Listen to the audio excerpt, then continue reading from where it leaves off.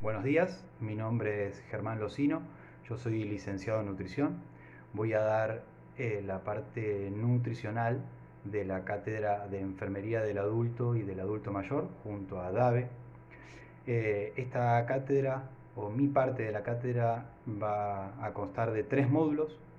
El primer módulo vamos a hablar de lo que es nutrientes, vamos a definir lo que es alimentación, lo que es nutrición, las características de cada etapa y vamos a clasificar los distintos nutrientes según composición química, según función, según cantidad de necesidad de nuestro cuerpo.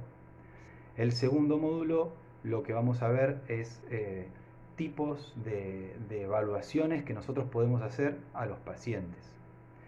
Nosotros podemos evaluar un paciente de forma clínica, de forma antropométrica, de forma bioquímica, de forma generales. Entonces vamos a ver qué recursos nosotros tenemos para llegar a evaluar a nuestros pacientes y ver su estado nutricional.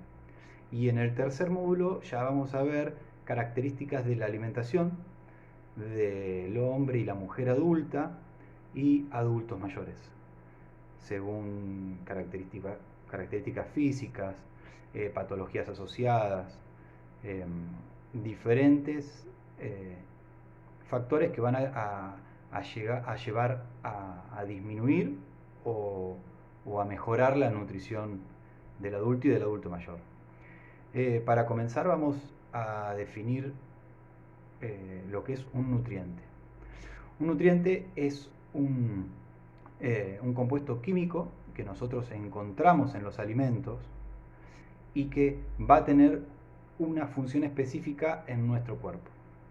Eso es un nutriente. Ahora, vamos a diferenciar alimentación de nutrición, que suenan parecidos o nosotros solemos usar como sinónimos, pero que no lo son. La alimentación está, digamos, afectada por factores biológicos, factores psicológicos, factores económicos y factores culturales. La cultura y la economía son los más preponderantes. Un paciente nuestro no va a comer la misma comida en la provincia de Buenos Aires que en el norte de Argentina o en el sur de Argentina o cerca de la cordillera o cerca de las cataratas. Estos factores van a condicionar la elección de la comida, la forma de preparación y la forma de cocción. Entonces, cuando hablamos de alimentación, es un proceso voluntario donde la persona transforma el alimento para ingerirlo. Lo elige, lo prepara, lo cocina y lo ingiere. La masticación es el último eslabón de la alimentación, porque dijimos que la alimentación es voluntaria, la masticación es voluntaria, y una vez que la persona deglute el alimento, ahí empezaría el primer paso de la nutrición. La nutrición es un proceso totalmente involuntario que engloba lo que es deglución, digestión, absorción y excreción. Entonces, la diferencia fundamental es esa. La alimentación es voluntaria y la nutrición es involuntaria. Cuando hablamos de nutriente, ya lo dijimos, es un elemento químico. Entonces, ese elemento químico lo podemos llegar a clasificar de varias maneras. La manera fundamental, que generalmente lo hemos escuchado, son micronutrientes o macronutrientes. Cuando nosotros hablamos de macronutrientes, estamos hablando de nutrientes que nosotros necesitamos en gran cantidad. ¿Cuáles serían esos macronutrientes? Hidratos de carbono, proteínas y lípidos. Esos son los 3 macronutrientes fundamentales. Y cuando hablamos de micronutrientes, los micronutrientes son las vitaminas y los minerales.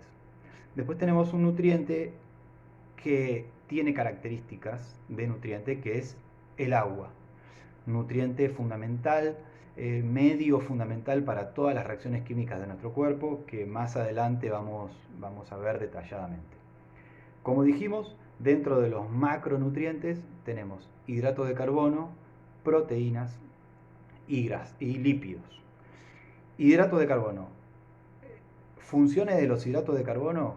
Los tres nutrientes tienen una función en particular, que es la energía.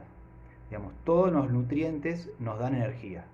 Los micronutrientes no nos aportan energía. La vitamina no te da energía, los minerales no te dan energía. Que estén envueltos en procesos donde la finalidad es producir energía es una cosa. Que el micronutriente a vos te produzca en procesos internos produzca energía es falso. Lo único que tiene energía, que contiene energía, son los hidratos de carbono, las proteínas y los lípidos. Cuando hablamos de hidratos de carbono, generalmente son de los nutrientes una gran fuente de energía, porque la mayoría de nuestra alimentación, nuestra cultura, está basada en cereales, entonces nos aportan mucha energía. Dentro de los nutrientes, dentro de los hidratos de carbono, dependiendo el origen, algunos van a tener cierto sabor, otros van a tener cierta textura, otros van a tener cierta característica que va a hacer que nuestro intestino funcione mejor o funcione peor. Eso lo vamos a ir viendo, pero lo que más nos interesa dentro de esas características es algo que se llama índice glucémico. El índice glucémico de un hidrato de carbono es digamos, la velocidad o la potencia de elevar la glucemia una vez ingerido. Por ejemplo, nosotros tenemos del 0 al 100, con el número 100 de índice glucémico, el azúcar. El azúcar es dentro de los hidratos de carbono simples, porque lo podemos dividir en complejos y en simples. El hidrato de carbono simple con mayor índice glucémico. Esto nos va a servir cuando yo tenga un diabético y el diabético venga y me diga: no, el médico me dijo que yo no puedo comer ni pan, no puedo comer fruta, no puedo comer verduras, no puedo comer ningún hidrato de carbono. Nuestro trabajo es aclarar las cosas, explicarle, decirle que hay hidratos de carbono simples, que hay hidratos de carbono complejos, que él lo que tiene que hacer es elegir en su mayoría hidratos de carbono complejos. Nosotros le tenemos que enseñar a alimentarse. ¿Dónde le voy a enseñar a alimentarse? Yo dije que la alimentación está en la elección, en la preparación, en la forma de cocción. Entonces yo al diabético, por ejemplo, le voy a decir que la forma de cocción tiene que ser lo menos destructiva para ese hidrato, porque yo, cuanto más proceso un alimento, más aumento el índice glucémico. Le voy a dar un ejemplo. La papa. Yo puedo comer la papa en forma de puré, la puedo comer hervida, sin pisarla, la puedo comer al horno, la puedo comer a la plancha. Al horno la puedo comer pelada o la puedo comer con cáscara. Entonces, todas esas formas de cocción tienen un diferente índice glucémico. Eso lo vamos a ver más adelante, pero de los hidratos de carbono es una de las funciones que más nos interesa. Cuando hablamos de proteínas, las proteínas también tienen una función energética, nos van a dar energía. Vamos a ver después si nos conviene o no conviene la forma de energía de la proteína. Pero dentro de las funciones que tiene la proteína, una de las funciones más importantes es la cantidad de nitrógeno que tiene esa proteína. Eso va a depender de los aminoácidos que tenga, que los aminoácidos son los distintos ¿cómo podemos decir? Los distintos, las distintas unidades que componen a la proteína. La proteína está compuesta por muchos aminoácidos. Según la característica de esos aminoácidos, va a ser una proteína de mayor valor biológico o de menor valor biológico. Valor biológico se le da a la capacidad de formación de tejido. Muchas veces yo tengo una persona postrada que con el tiempo empieza a tener una herida muy grande que no puede sanar, y yo lo que hago, o lo que tendría que hacer en ese momento, es ver cómo se está alimentando.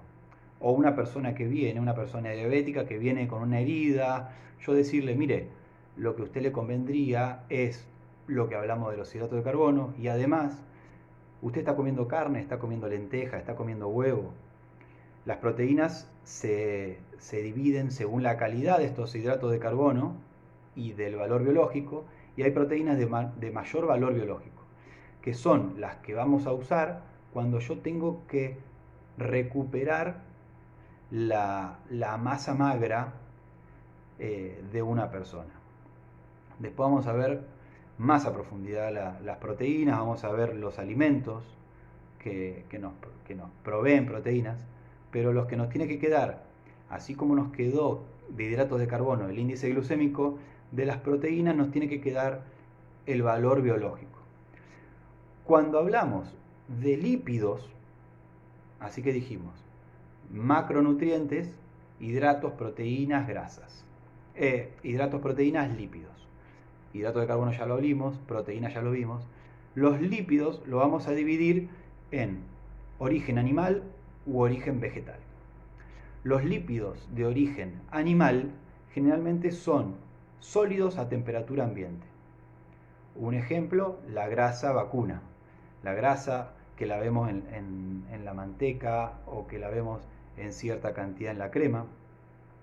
Eso es un lípido de origen animal. En realidad,